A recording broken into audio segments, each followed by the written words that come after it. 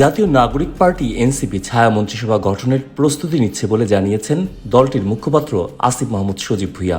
রোববার 15 ফেব্রুয়ারি সকাল 10:16 নিজের ভেরিফাইড ফেসবুক পেজে দেয়া এক পোস্টে এ তথ্য জানান তিনি। পোস্টে আসিফ মাহমুদ লিখেছেন, আমরা ছায়া মন্ত্রিসভা গঠনের প্রস্তুতি নিচ্ছি।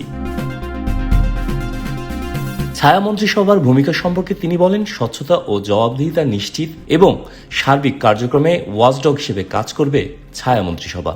গত 12 ফেব্রুয়ারি অনুষ্ঠিত হয় ত্রয়োদশ জাতীয় সংসদ নির্বাচন ও গণভোট। 300 আসনের মধ্যে 299টিতে ভোট গ্রহণ করা হয়। ঘোষিত ফলাফল অনুযায়ী 297 আসনের মধ্যে বাংলাদেশ জাতীয়তাবাদী দল বিএনপি এককভাবে পেয়েছে 209টি আসন। অন্যদিকে জামায়াত ইসলামী বাংলাদেশের নেতৃত্বাধীন 11 দলীয় নির্বাচনী ঐক্য পেয়েছে 77টি আসন। ত্রয়োদশ সংসদ নির্বাচনে বিজয়ীদের গেজেট গত শুক্রবার রাতে প্রকাশ করেছে নির্বাচন কমিশন। আগামী মঙ্গলবার সকালে নবনির্বাচিত সংসদ সদস্যের শপথ অনুষ্ঠিত হবে।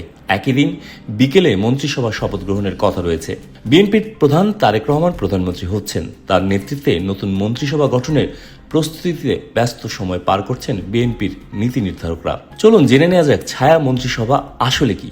ছায়া মন্ত্রিসভা হলো বিরোধী দলের গঠিত একটি বিকল্প মন্ত্রিসভা কাঠামো, যেখানে সরকারের প্রতিটি মন্ত্রণালয়ের বিপরীতে একজন করে ছায়ামন্ত্রী দায়িত্ব পালন করেন।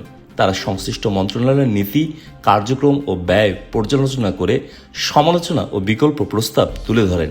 এ পদ্ধতি সবচেয়ে বেশি প্রচলিত যুক্তরাজ্য ভিত্তিক ওয়েস্টমিনিস্টার ধারার গণতন্ত্রে। বাংলাদেশের সংবিধানে ছায়া মন্ত্রিসভা নিয়ে কোনো বিধান নেই, ফলে এটি পুরো রাজনৈতিক দলের উদ্যোগের উপর নির্ভরশীল।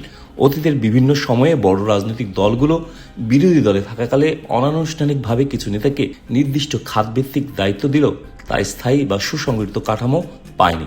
রাজনৈতিক বিশ্লেষকদের মতে সংসদ বর্জনের সংস্কৃতি, তীব্র রাজনৈতিক মেরুকরণ এবং সংসদীয় চর্চার সীমাবদ্ধতার কারণে এ ব্যবস্থা কার্যকর রূপ পায়নি। বিশিষ্টজনদের মতে একটি সক্রিয় ছায়া মন্ত্রিসভা থাকলে নীতিগত বিতর্ক আরও কাঠামোবদ্ধ হতো, বিকল্প নীতি প্রস্তাব নিয়মিত উপস্থাপিত হতো এবং সংসদে জবাবদিহিতা বাড়ত। বিশেষজ্ঞদের মতে ছায়া মন্ত্রিসভা বাংলাদেশে এখন একটি ধারণা, তবে গণতান্ত্রিক চর্চা জোরদার হলে এটি বাস্তব কাঠামোতেও রূপ নিতে পারে।